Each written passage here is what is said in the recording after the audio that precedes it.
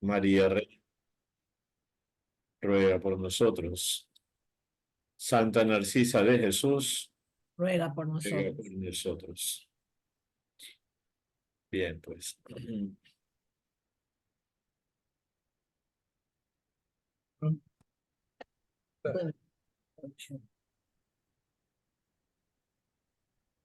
Bien, entonces vamos a la sesión 8, la penúltima. Entonces estamos en esta última sección que comenzamos ayer, la salvación de Dios, la ley y la gracia. Ayer vimos la ley, pues hoy vemos la gracia y la justificación. Este tema está en el catecismo en la parte de la moral cristiana. En la teología, cuando se estudia teología, también puede estar en el tratado sobre el hombre, o sea, la creación. Dios crea al hombre, al ser humano, lo crea en lo que se llama en el estado de justicia original, pero luego viene el pecado. Entonces, el hombre de la creación, el hombre caído, se llama el hombre en el pecado, y luego viene la salvación realizada por Cristo y el efecto en nosotros, que es esto, ¿no? La gracia y la justificación.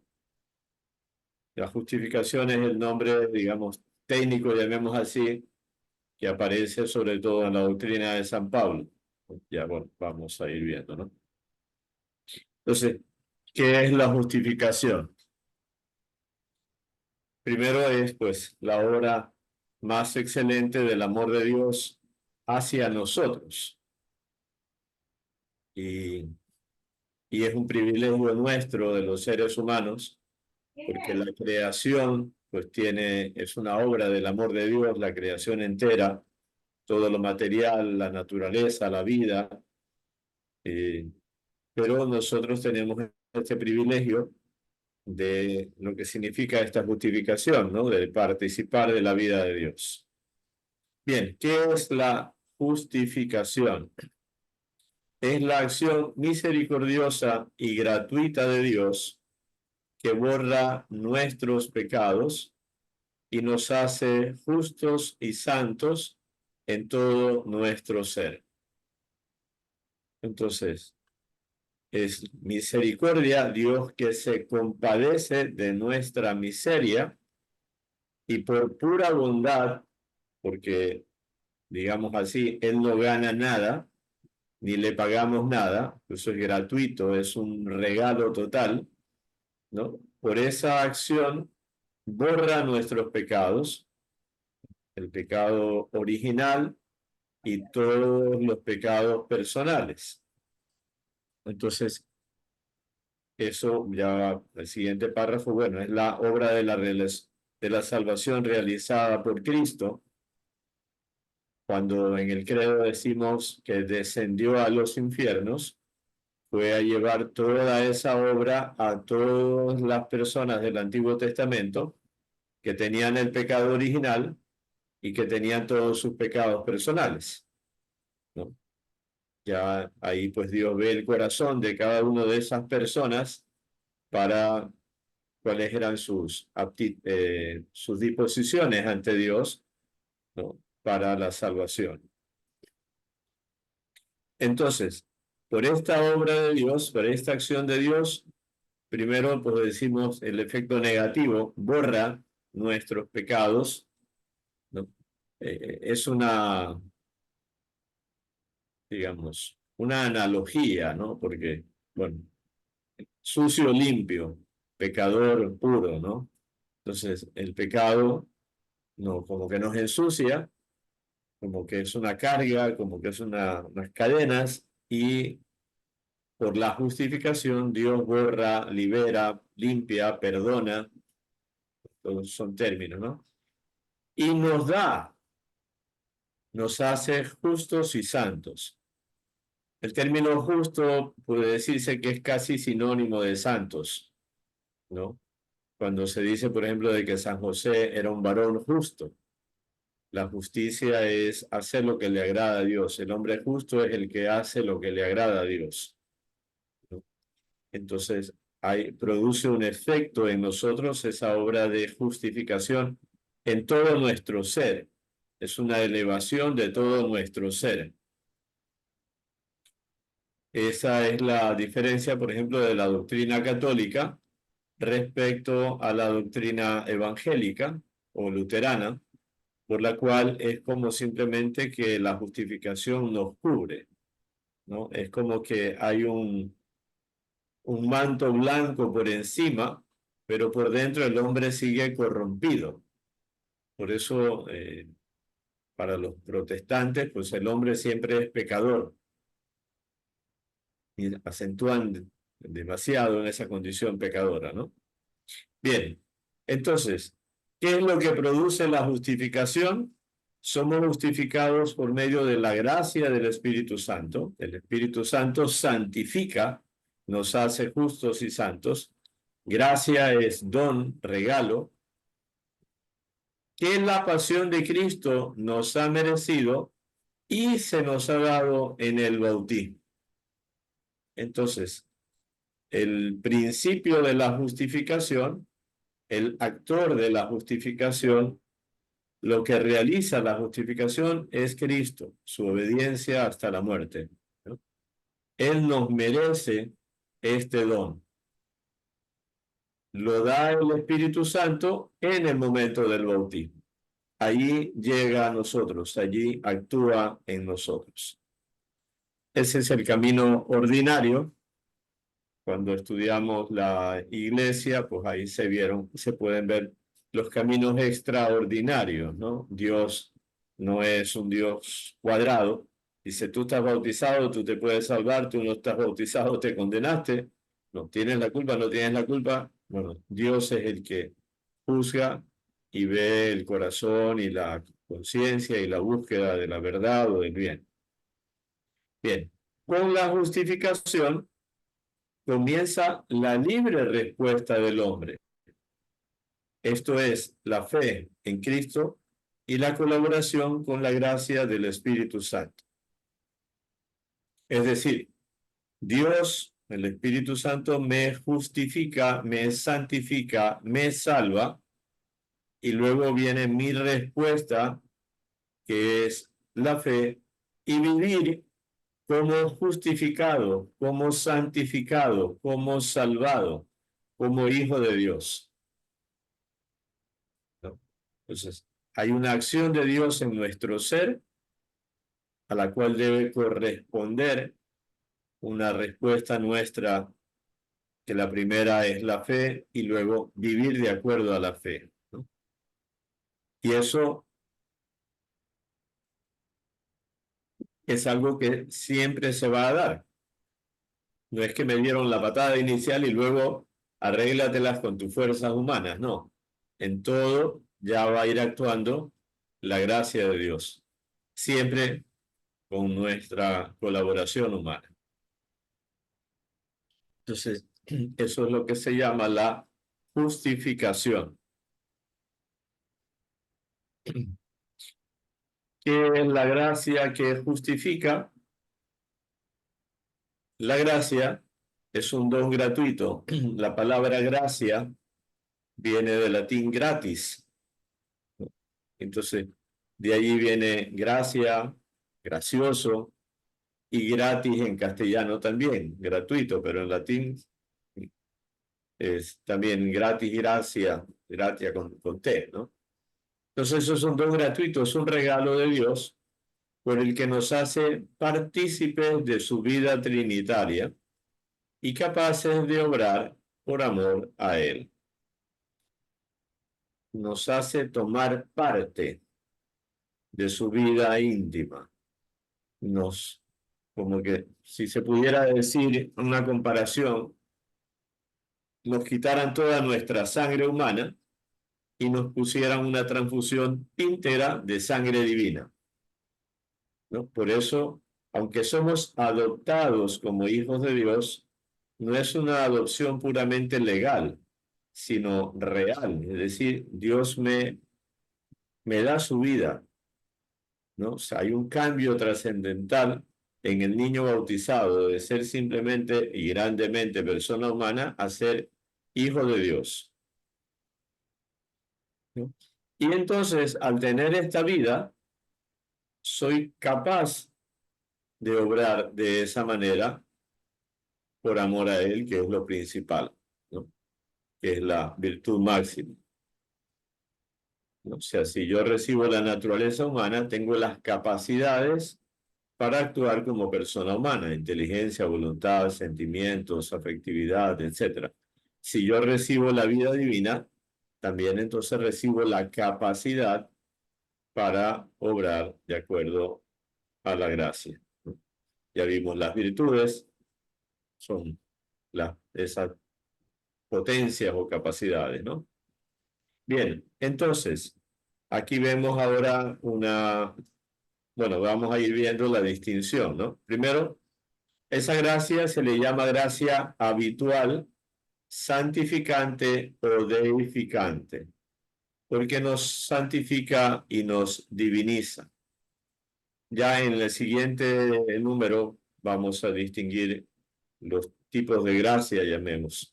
Habitual porque es un hábito, es algo permanente, ¿no? No es algo de momento, es algo, por eso imprime carácter el bautismo, ya queda en mí. Me santifica, me da la vida de Dios que es santo, o me deifica. Este término no lo usan más nuestros hermanos católicos de Oriente, pero es como que sinónimo, ¿no? Deificar, hacer como Dios, lo que dice San León Magno. Dios se hizo hombre para que el hombre se haga Dios, se haga como Dios, participe de la vida de Dios. Nos santifica, nos diviniza. Por eso es que no es correcto esto de Lutero, ¿no? De que somos pecadores como que y seguimos siendo pecadores, ¿no? Cuando decimos todos somos pecadores, lo decimos en un sentido analógico, en el sentido de que todos cometemos pecados veniales, todos podemos cometer todo tipo de pecados, pero no todos estamos en pecado grave o pecado mortal, ¿verdad? Por eso también ya nosotros no usamos el término santos, sino para los santos canonizados, pero todos los cristianos somos santos. Así, si leen las cartas de San Pablo, Pablo se dirige a los santos de Roma, a los santos de Corinto, a los cristianos, a los que han sido santificados. Es sobrenatural porque depende enteramente de la iniciativa gratuita de Dios y supera la capacidad de la inteligencia y de las fuerzas del hombre. Es algo que está sobre nuestra naturaleza, por encima de nuestras capacidades, ¿no? Es algo divino y si Él lo quiere, lo da, si no lo quiere, no lo da y pues ha querido dárnoslo, ¿no? Y como dice aquí, pues supera nuestras capacidades. El hombre por sí solo no puede llegar a Dios. Adán y Eva habían recibido este don. Al perderlo, dice el Génesis que Dios puso en la puerta del paraíso un ángel con una espada de fuego. Es decir, el hombre no puede entrar ya por sus fuerzas al paraíso. Cuando Jesús fue bautizado, se abrieron los cielos. Es decir, va a comenzar ya el acceso. Y cuando Jesús murió en la cruz, se rompió el velo del templo donde estaba el lugar santísimo. Entonces ahí se abre ya el acceso a Dios. Entonces esta gracia escapa a nuestra experiencia. ¿Qué quiere decir? No es algo que nosotros podamos sentir, tocar, medir, experimentar. ¿No? El niño antes de bautizarse, vamos a hacerle una serie de mediciones y el niño después de bautizado, a ver en qué cambió. Lo único que se le va a notar es que tiene la cabecita mojada por el agua del bautizo, pero no hay ningún otro efecto. ¿no? Incluso nosotros mismos, a ver, ¿estoy o no estoy en gracia? ¿En qué se me nota? Bueno, ahí es simplemente la conciencia para decidir eso, si tengo conciencia de pecado o no, de pecado grave o no, ¿no? Bien. ¿Qué otros tipos de gracia existen? Entonces aquí está, ¿no? Además de la gracia habitual, esta permanente que nos santifica y que es para siempre dada en el bautismo, existen estos otros tipos de gracias, estos otros tipos de regalos, de dones sobrenaturales que vienen de Dios. Las gracias actuales son dones en circunstancias particulares, ¿no?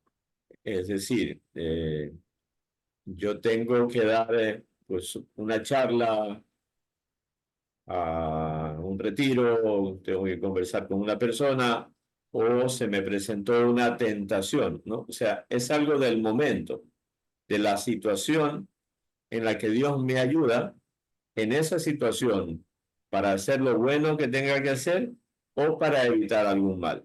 Esa es una gracia actual, es algo del momento, ¿no? Esas, digamos así, son mucho más amplias porque Dios puede estar dando esas gracias a un ateo, al indígena de la selva amazónica, ¿no? Ahí Dios va viendo cómo va ayudando a las personas a acercarse a Él, a buscar la verdad. O sea, Dios no nos abandona, sino que de alguna manera nos está ayudando, ¿no? Las gracias sacramentales, que son dones propios de cada sacramento. Es decir, cada sacramento da algo. ¿Qué me da el bautismo? Me hace hijo de Dios, hermano de Cristo, miembro de la iglesia, templo del Espíritu Santo. ¿Qué me hace la confirmación? Pues me ratifica, me hace cristiano maduro, me aumenta la fe, me, me compromete más con la iglesia y la misión de la iglesia. ¿Qué me da la Eucaristía, la comunión, la confesión, el perdón de los pecados, la unción de enfermos? ¿Para qué me sirve? ¿Qué gracia me da el matrimonio? ¿Qué gracia me da el orden sacerdotal? ¿No? O sea, recibo el sacramento y eso qué hace en mí, ¿para qué me sirve? ¿Cuál es su finalidad? Entonces, algunos son gracias permanentes, ¿no? Ya tengo la confirmación, ya tengo el orden, ya estoy en el matrimonio. Otras son pues del momento, ¿no?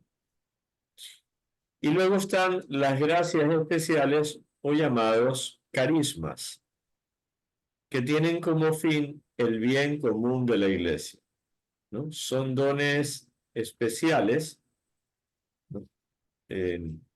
Veamos el catecismo, hay unos que son extraordinarios y otros, digamos, ordinarios, sencillos.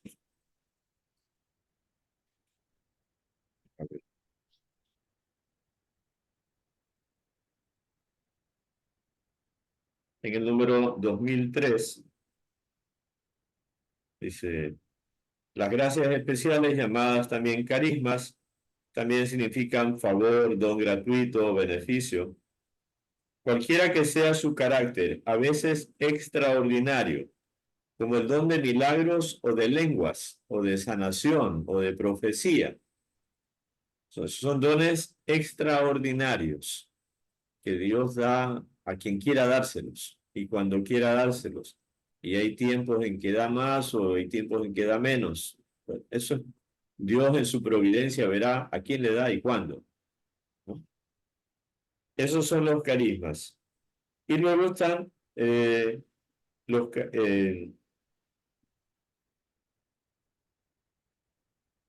sí, los carismas, digamos, ordinarios, las personas que tienen capacidad, qué sé yo, de, de, de motivar a los demás, de ser catequista, ¿no? Etcétera, ¿no?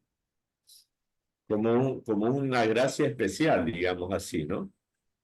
Eso se dice, tiene carisma, lo usamos en el lenguaje común, tiene un algo especial por el cual como que eso sobresale o se destaca, ¿no? Y entre esas gracias especiales están las gracias de Estado, que acompañan al ejercicio de los ministerios eclesiales y de las responsabilidades de la vida. A ver, entonces, por ejemplo, yo soy sacerdote, ya tengo una gracia desde el día de mi ordenación para todo lo que significa mi ministerio, ¿no? Enseñar, guiar, confesar, bautizar, celebrar misa, etcétera.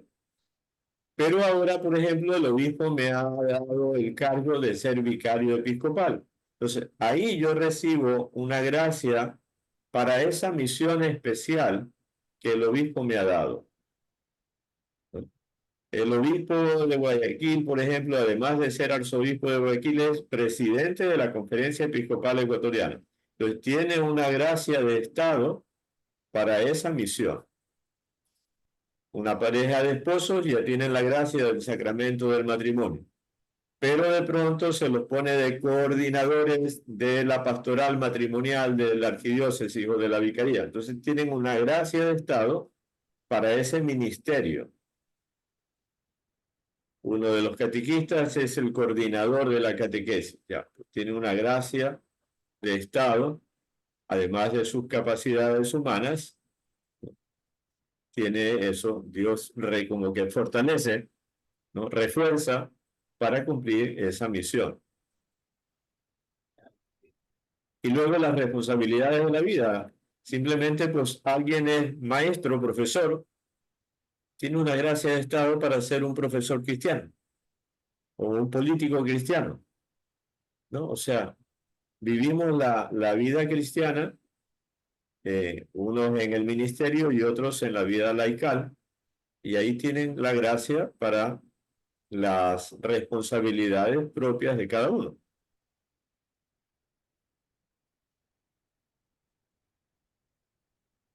Bien. ¿Qué relación hay entre la gracia y la libertad del hombre? La gracia previene, prepara y suscita la libre respuesta del hombre.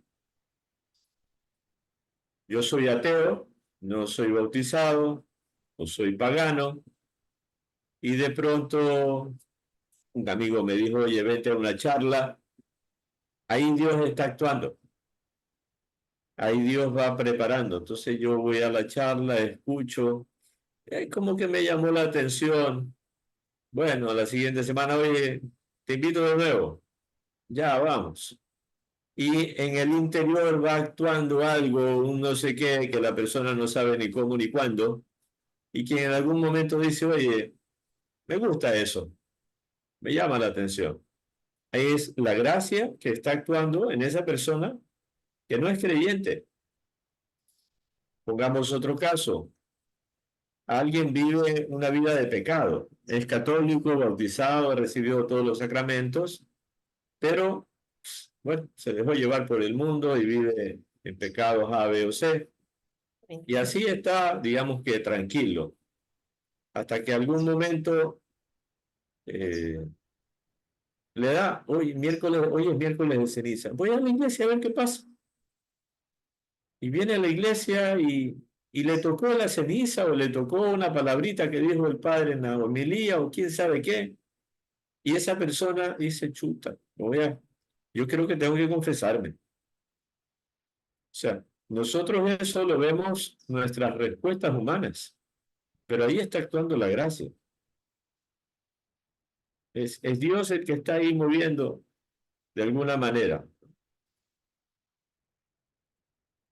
La gracia responde a las profundas aspiraciones de la libertad humana, es decir, Dios no forza, no obliga, no violenta. Algún autor dice, el Espíritu Santo es un caballero. Toca la puerta, pero no entra si no le dejan entrar, ¿no? O sea, uno puede también resistir a la gracia. Estoy lo decía del miércoles de ceniza, como que tengo que confesarme, pero no, eso es una tontera, yo no quiero saber nada de eso. Entonces, resistía la gracia. Bien. Y también responde a las aspiraciones de la libertad humana, pero la invita a cooperar y la conduce a su perfección, ¿no? Entonces, se van dando por diversos pasos.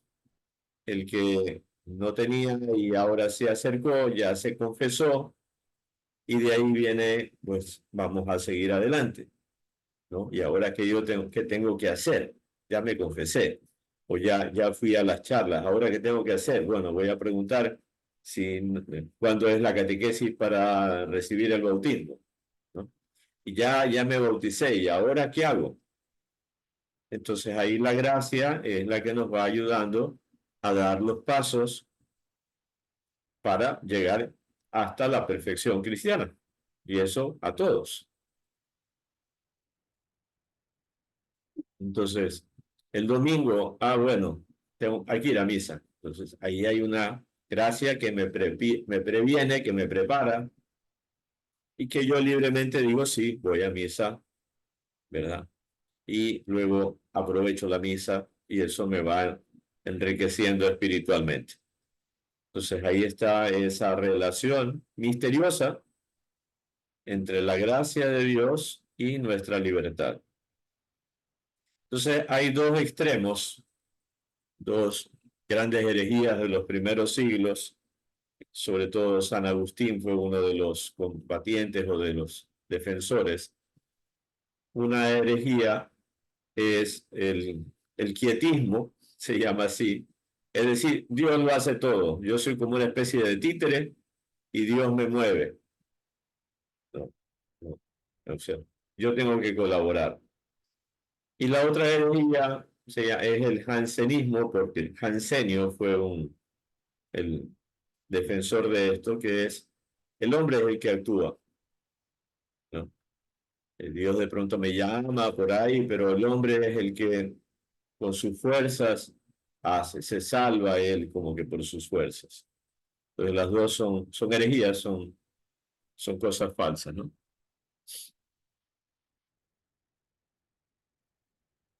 ¿Qué es el mérito?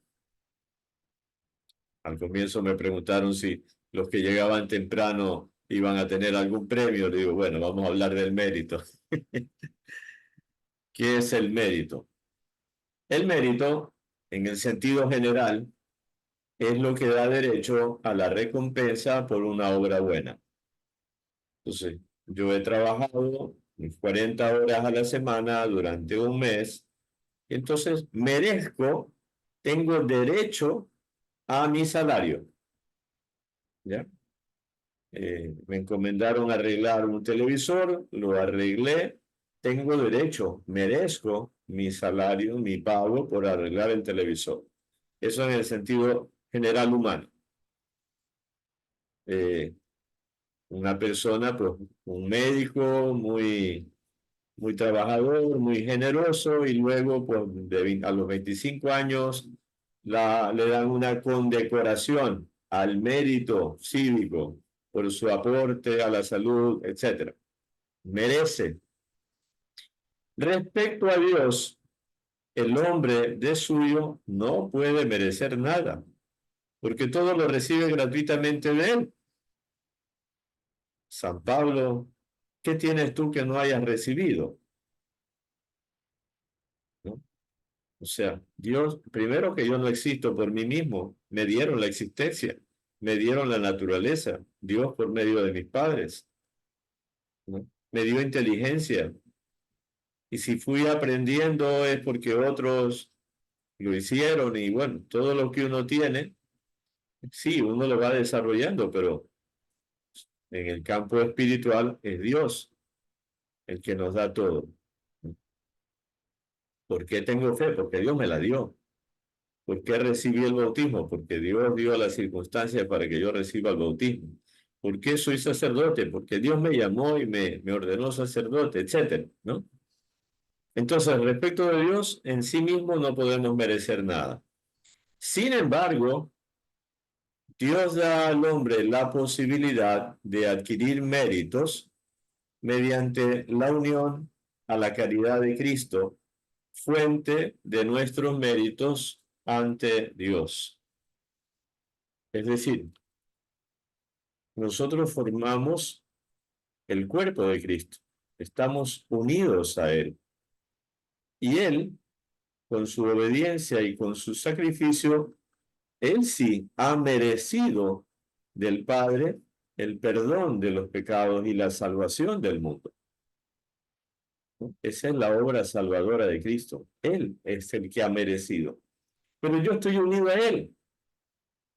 Yo formo parte del cuerpo de Cristo y de la obra salvadora de Cristo, ¿no? La iglesia es como la prolongación de Cristo en el mundo.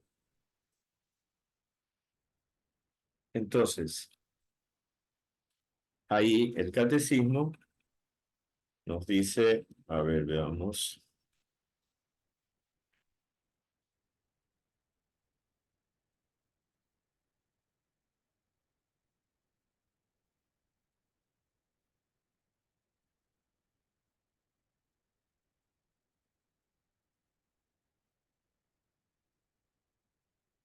Bajo la moción del Espíritu Santo y de la caridad, podemos merecer en favor nuestro y de los demás gracias útiles para nuestra santificación, para el crecimiento de la gracia y de la caridad, para la obtención de la vida eterna, ¿no? Se dice, nadie puede, el número 2010 del Catecismo, nadie puede merecer la gracia primera. Esa es Dios quien previene, quien acompaña, quien me la da. Pero una vez que yo me incorporo a Cristo, sí puedo merecer, unido a Cristo, gracias para mi propia santificación. Entonces, toda la oración, los esfuerzos, los ofrecimientos, las novenas, las indulgencias, las penitencias, voy mereciendo gracias para mi propia santificación. O voy ofreciendo esta novena por la conversión de mi primo Pepito que está metido en las drogas y en no sé qué. Entonces voy a colaborar con Cristo, con la obra salvadora de Cristo, con estas oraciones, aplicándolas a esta intención. Es lo que hacemos, por ejemplo, por los difuntos, ¿no? La oración por los difuntos.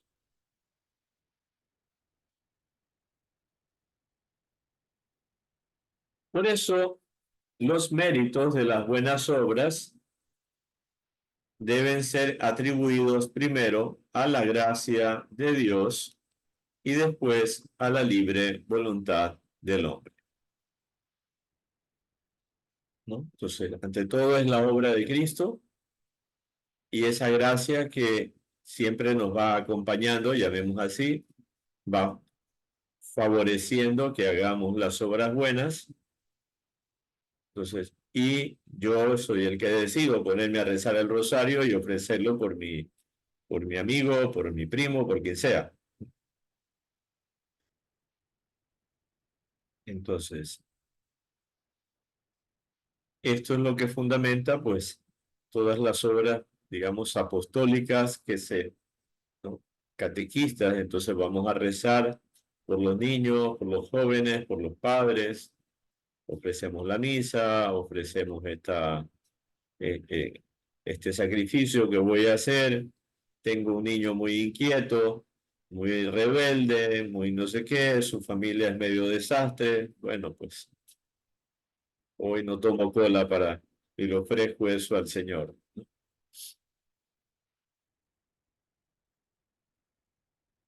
Bueno, ya me he adelantado. ¿Qué bienes podemos merecer? Bajo la moción, bajo el movimiento del Espíritu Santo, podemos merecer para nosotros mismos o para los demás las gracias útiles para santificarnos, para ser mejores cristianos y para llegar a la gloria eterna, ¿no? O sea, voy fortaleciéndome y voy como que asegurando más esa posibilidad. Así para nosotros o para los demás, ¿no? Así como también incluso los bienes temporales que nos convienen según el designio de Dios. Es decir, incluso las oraciones de alguien pueden merecer la salud de otro o que consiga trabajo tal persona según el designio de Dios. Ahí es cuando muchas veces Dios nos ha escuchado. Hemos estado rezando por esta intención y bendito sea Dios. Bueno, Dios toma en cuenta nuestra colaboración en su obra. Cuando conviene. Si Dios considera conveniente que no se dé eso, pues Él sabrá por qué. En todo caso, esas oraciones no se pierden. Les voy a poner un caso un poco, tal vez duro, ¿no? Estamos rezando por una persona y resulta que un difunto, y resulta que ese pobre difunto pues, está en el infierno, se condenó. Supongamos, ¿no? Es una pura suposición, siempre debemos tener esperanza. Entonces, ¿qué pasa con todas las oraciones y las misas que estamos haciendo por don fulano, que ya no tiene remedio? Porque una vez en el infierno nadie te saca. Pues Dios se las ofrecerá, se las aplicará a otros que sí las puedan necesitar. Bueno, es un caso un poco duro, digamos, ¿no? Bien, nadie puede merecer la primera gracia, es decir, la de la conversión, que está en el origen de la conversión y de la justificación. O sea, nadie la puede merecer para sí mismo, pero yo sí puedo pedir por la conversión de los pecadores y unido a Cristo, pues sí, ahí sí, ¿no?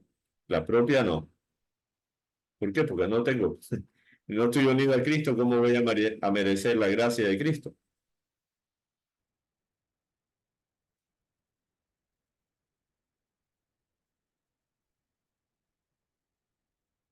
Bien, estamos todos llamados a la santidad cristiana.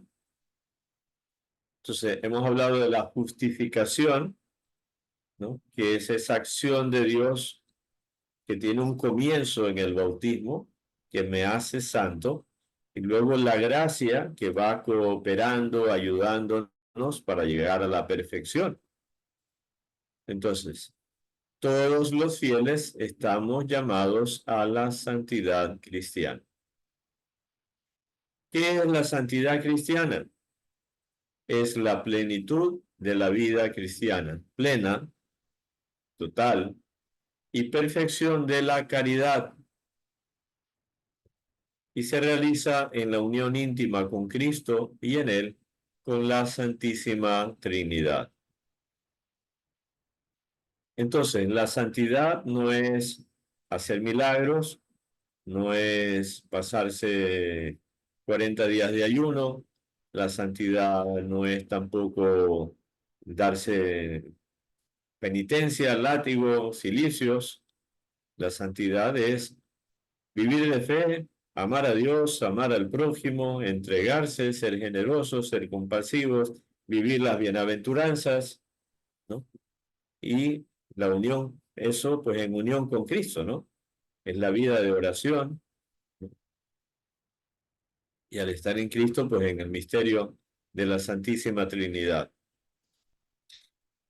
Entonces, ahí también en el catecismo hay algo que lo reconozco para mí cuando yo leí el catecismo que salió el año 92 me parece, fue para mí como una novedad, ¿no? Porque el número 2014 dice, el progreso espiritual tiende a la unión cada vez más íntima con Cristo. O sea, un enamoramiento cada vez mayor. Esta unión se llama mística porque participa del misterio de Cristo mediante los sacramentos, que son los santos misterios. Y en Cristo, en el misterio de la Santísima Trinidad.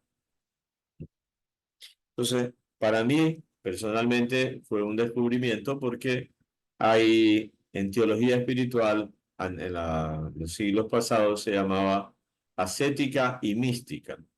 Entonces, la ascética es como la disciplina espiritual, ¿no? Y, los sacrificios, penitencias, y la mística eran esos dones sobrenaturales de oración, de éxtasis, bueno, de hecho que algunos santos han tenido levitación, fenómenos místicos. Entonces, el catecismo dice, Dios nos llama a todos a esta unión íntima con Él, aunque las gracias especiales o los signos extraordinarios de esta vida mística sean concedidos solamente a algunos para manifestar así el don gratuito hecho a todos. Entonces hay unos fenómenos extraordinarios de la vida mística. El Padre Pío tiene las llagas, San Francisco de Asís, la bilocación, que estaban en dos sitios al mismo tiempo, la levitación, que están orando y de pronto su cuerpo se levanta y se queda suspendido en el aire, el éxtasis, que es que la persona está como si estuviese, digamos así, como hipnotizada, fuera de sí, las visiones, ¿no? Santa Narcisa tiene una visión de que Jesús le muestra su corazón. Bueno, esos son fenómenos místicos extraordinarios. Dice, Dios los concede a algunos, a los que Él quiera, para manifestar así que todos estamos llamados a la vida de intimidad con Él, de comunión con Dios, ¿verdad?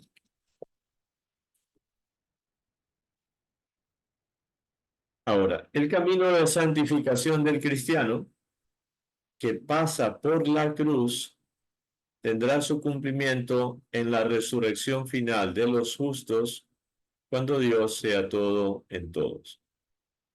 Entonces, aquí en la tierra vamos avanzando y llegamos al punto donde nos toque la muerte. Hasta ahí fue mi crecimiento espiritual, ¿no? Luego eso será, digamos, elevado al final de los tiempos en la resurrección. Y todo camino cristiano pasa por la cruz, porque así fue el misterio de Cristo. El que quiera ser mi discípulo, niegue a sí mismo tome su cruz y sígame. Si el grano de trigo cae en tierra y muere, produce fruto. Si no muere, no da fruto. San Pablo, comparto en mi carne lo que falta a la pasión de Cristo por el bien de su cuerpo, que es la iglesia. Entonces, ¿qué es la cruz? Pues en la entrega, el amor y también lo que nos cuesta, ¿no? Los dolores, los sufrimientos, las persecuciones, las calumnias, las humillaciones, ¿no? Por ser cristianos. Bienaventurados los perseguidos por causa de la justicia. Bienaventurados los que lloran, ¿no? El camino pasa por la cruz, pero tiene su cumplimiento en la resurrección final.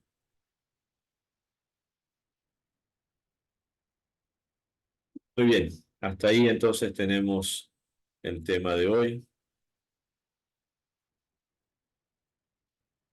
¿Quieren hacer alguna pregunta?